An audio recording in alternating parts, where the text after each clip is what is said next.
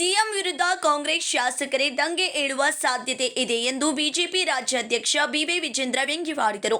ಚಿಕ್ಕೋಡಿಯಲ್ಲಿ ಸುದ್ದಿಗಾರರೊಂದಿಗೆ ಮಾತನಾಡಿದ ಅವರು, ಕಾಂಗ್ರೆಸ್ ಶಾಸಕರ ಮನ ಓಲೈಕೆಗೆ ವಿದೇಶ ಪ್ರವಾಸ ಅನಿವಾರ್ಯವಾಗುವ ಸ್ಥಿತಿ ನಿರ್ಮಾಣವಾಗಿದೆ.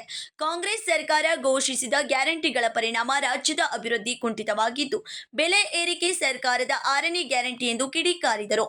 ರಾಜ್ಯ ಸರ್ಕಾರದ ಗ್ಯಾರಂಟಿ ಯೋಜನೆಗಳ ಬಗ್ಗೆ ತೀವ್ರ ಆಕ್ಷೇಪ ವ್ಯಕ್ತಪಡಿಸಿ, ಕಾಂಗ್ರೆಸ್ ಸರ್ಕಾರ ಘೋಷಿಸಿದ ಗ್ಯಾರಂಟಿಗಳ ಪರಿಣಾಮ ರಾಜ್ಯದ ಅಭಿವೃದ್ಧಿ ಕುಂಠಿತವಾಗಿದ್ದು, ಬೆಲೆ ಏರಿಕೆ ಸರ್ಕಾರದ 6ನೇ ಗ್ಯಾರಂಟಿ ಎಂದು ವ್ಯಂಗ್ಯವಾಡಿದರು.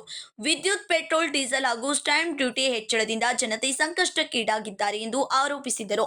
ಇದೇ ವೇಳೆ ಕೆಪಿಸಿ ಅಕ್ರಮದ ವಿಚಾರ ಈಗಾಗಲೇ ಮಾಧ್ಯಮಗಳಲ್ಲಿ ಹರಿದಾಡುತ್ತಿದ್ದು, ನಾಳೆ ನಡೆಯಲಿರುವ ಸದನದಲ್ಲಿ ಈ ವಿಷಯವನ್ನ ಪ್ರಸ್ತಾಪಿಸುವುದಾಗಿ ವಿಜೇಂದ್ರ ತಿಳಿಸಿದ್ದಾರೆ. ಮಾಹಿತಿ ಹರಿದಾಡ್ತಾ ಇದೆ.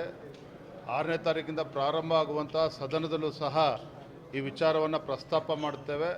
ಏನು ಅನ್ಯಾಯ ಈ ರೀತಿ ನಡೀತಾ ಇದೆ, ಇದ್ರ ಬಗ್ಗೆನೂ ಕೂಡ ನಾವು ಧ್ವನಿ ಎತ್ತುತ್ತೇವೆ. ಸರ್, ಈಗ ಬಜೆಟ್ ಇದೆ, ಬಜೆಟ್ ಆದಮೇಲೆ ಸರ್ಕಾರ ಚೇಂಜಸ್ ಆಗುತ್ತೆ ಅನ್ನುವಂಥ ಸಾಕಷ್ಟು ಕೂಗುಗಳು ಕೇಳಿ ಬರ್ತಾ ಇದ್ದಾವೆ.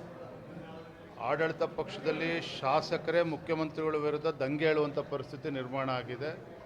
ಹಾಗಾಗಿನೇ ಅನಿವಾರ್ಯವಾಗಿ ಮುಖ್ಯಮಂತ್ರಿಗಳು ತಮ್ಮ ಆಡಳಿತ ಪಕ್ಷದ ಶಾಸಕರನ್ನು ವಿದೇಶ ಪ್ರವಾಸಕ್ಕೆ ಕಳಿಸಿ ಸಮಾಧಾನ ಪಡಿಸುವಂಥ ಒಂದು ಪ್ರಯತ್ನ ಮಾಡಿದ್ದಾರೆ.